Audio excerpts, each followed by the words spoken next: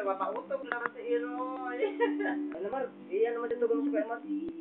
Ha? Ito mo pagtutog ko. Ang kapal naman ang mukha mo. Ano yung sa kutugan ko laruan? Yung binibigay ko sa'yo? Hindi ko manalit to, hindi ko masabing itaw sa ko. Sabi ko, ilisyonan ko. Ilisyonan ko man lang. Kaya naman, Ilusyonan mo si Imin. kaya naman ako doon sa. Si Iwit. Nagiramdaman ko lang si Iwit. Nag-away si Dudoy sa kapime. Sabi ni ni Dudoy. Ay, hindi, ganito yun. Nag-isip po na si Dudoy sa bahay. Sabi niya. Tapos nakita ako ni Dudoy na naghuga. Sabi ni Dudoy sa akin, pero kung mga bakla, may purubos nito ang tubig hindi. So sabi niya, si Fatima, sabi niya. Inaasa ni Fatima, si Dudoy, sabi niya, si Dudoy daw ako ang buto. So sabi ni Dudoy, duling ka man nga ni, talo man nga ni ang mata mo. Tawa na tawa kayo, nahabol ni. Bakit inaasa ni Fatima nung nag-PR si Dudoy? Inuksa ni Fatima yung pintuan.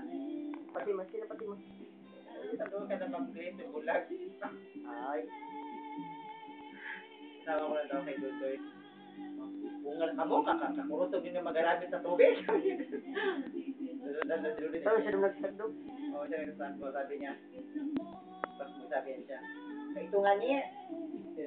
Doon nga, pinaigit na ako dito. Ni Ma'am Grace. Libre nga niya ako itikakan.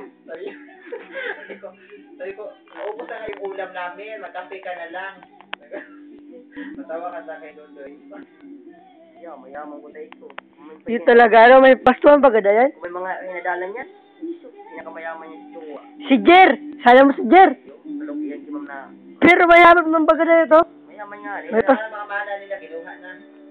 Sabi daw pala si Albun, basta sa Sagasier. May pas... Doy ko ta, amakon ito dang pagkakon ka dahil 16. Tinawag ng ama, lulog lang sa bangko. Nasa pas... May pastuhan ba gada yan si Jer? May kaluguan, may pastuan, para baka lang yan yung Ay baka. baka. Mayaman yan si Imin. Inaangkin naman ka. May mana na, inaangkin naman ka. Mana pa yun. Siya nung siya na siya niya sa ano na yun. So, Ha? ko na yan. Yan yung riniwara na yan.